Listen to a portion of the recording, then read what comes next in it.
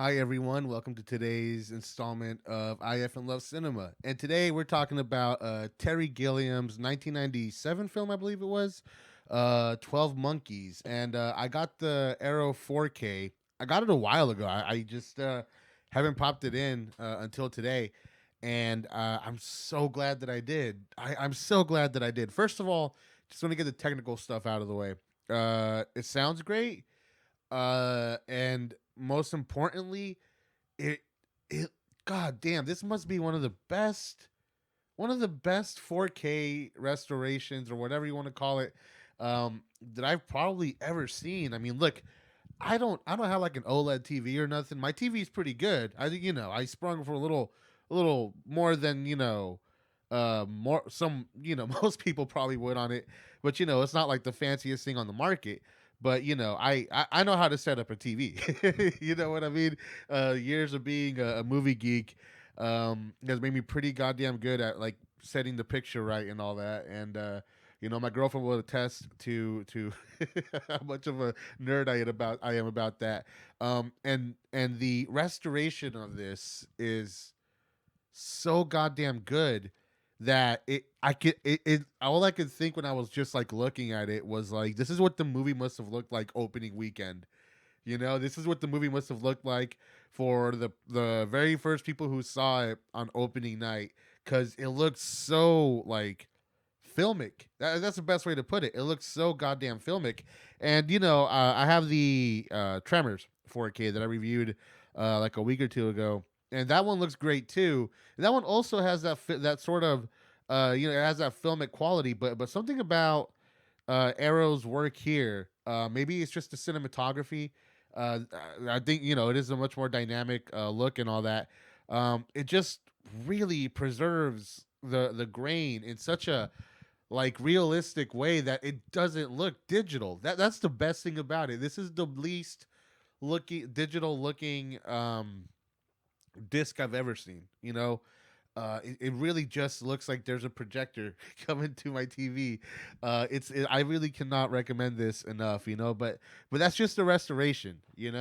Um, Funny enough, 12 Monkeys was a book that I read in high school. I read the novelization before I saw the movie.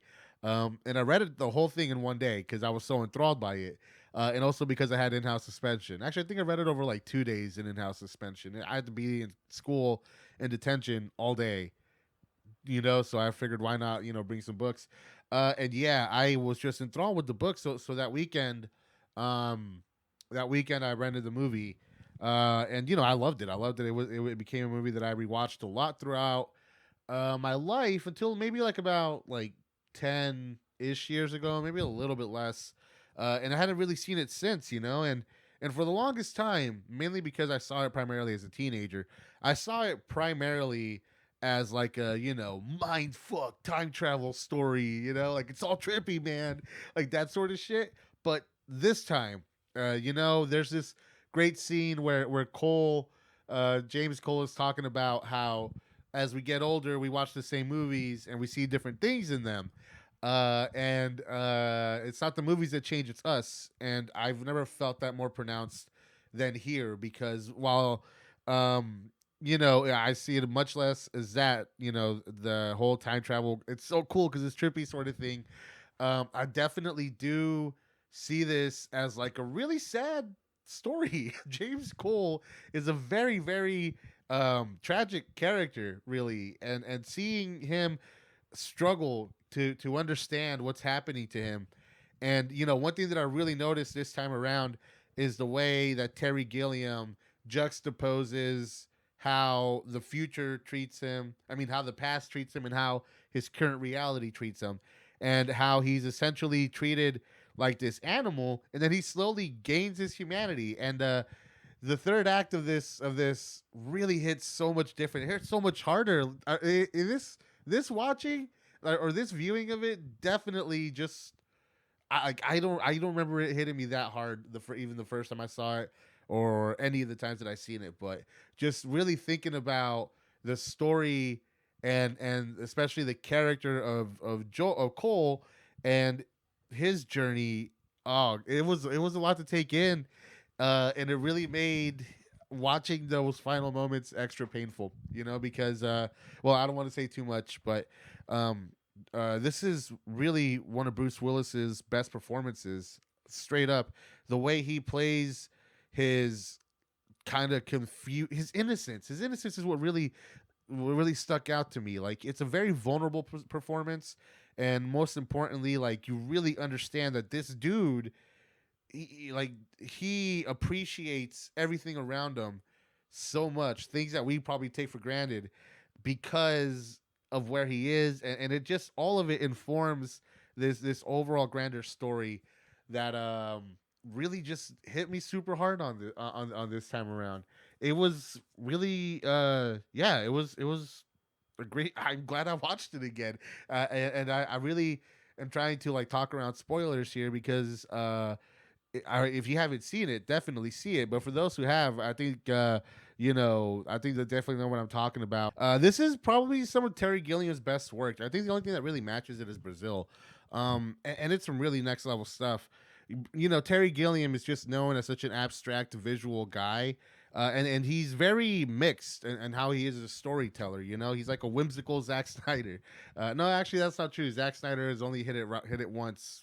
Like, in my opinion, he's only actually pulled off his vision once in my entire that I could think of, and that's Dawn of the Dead. To be honest, no, Gilliam actually, no matter what he's doing, right?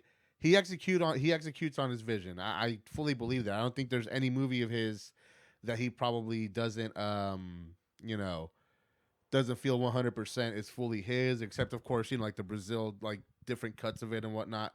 But you know, when he decides to really put storytelling front and center along with his like visual style and all that, it's some of the best stuff out there. You know, and I mean, Brad Pitt. This is Brad.